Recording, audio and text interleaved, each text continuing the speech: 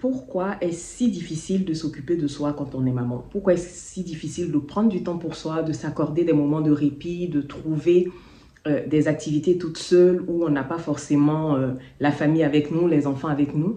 Je vais vous partager un peu 3 raisons qui font principalement sens chez les mamans qui sont débordées, les mamans sacrificielles. Salut Aigle Mama, j'espère que vous allez bien. Moi, je vais très bien. Je suis contente de vous retrouver pour cette nouvelle vidéo où on va parler encore une fois de maman, de mindset et de tout ce que une maman peut mettre en place pour prendre soin d'elle et surtout pour être une maman épanouie et qui ne s'oublie pas totalement dans sa vie. Si tu passes ici pour la première fois, tu es chez Antifruit. Ici, on parle de mindset maternel, on parle de tout ce dont les mamans ont besoin pour être épanouis et surtout pour ne plus être débordés et pour ne plus être aigris tout simplement. Si ce type de contenu résonne en toi, si tu as besoin de retrouver un peu plus de sérénité dans ta vie de maman, tu es au bon endroit. N'hésite pas à t'abonner, à commenter et surtout à partager pour aider une autre maman comme toi qui a besoin d'avoir un peu plus de sens dans sa vie et surtout qui a envie de se remettre au centre de sa vie, de se prioriser et d'être...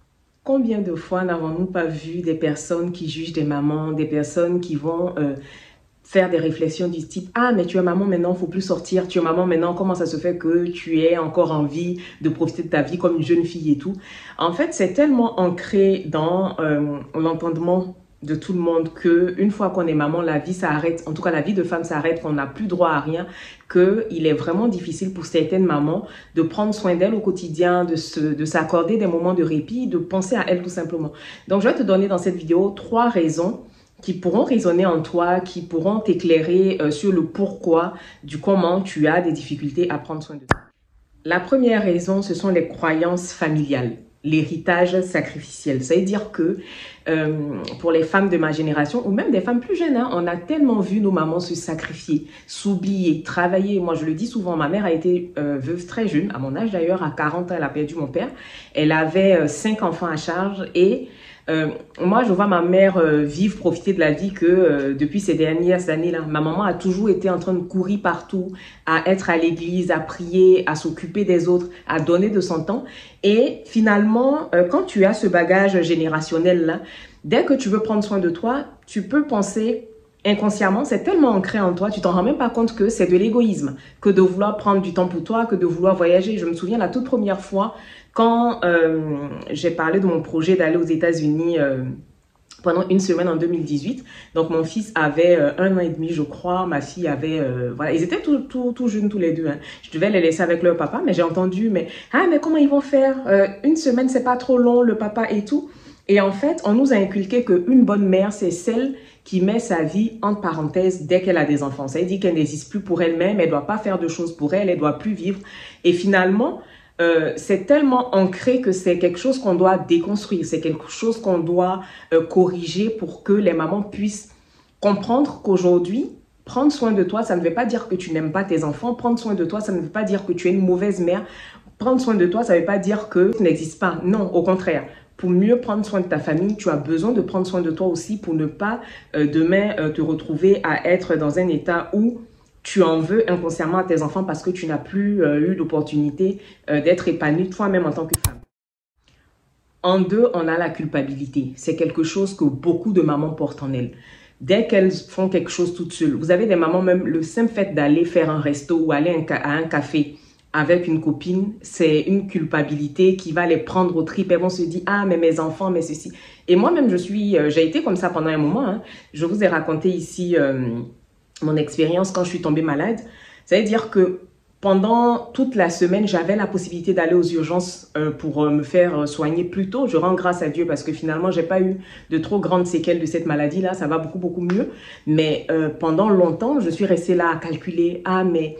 mes enfants, comment je vais faire si je dois passer la nuit à l'hôpital, si je vais aux urgences qu'on me garde finalement, comment est-ce que je vais faire ?» Et finalement, on a ce syndrome-là de la super maman qui est ancré en nous, qui fait que la moindre petite opportunité qu'on a de penser à nous, on culpabilise parce qu'on se dit, ça fait de nous quelqu'un de moins efficace, ça fait de nous une moins bonne mère, donc forcément, on ne prend pas de temps et on laisse les choses s'accumuler et au final, ça peut se terminer par des situations fâcheuses.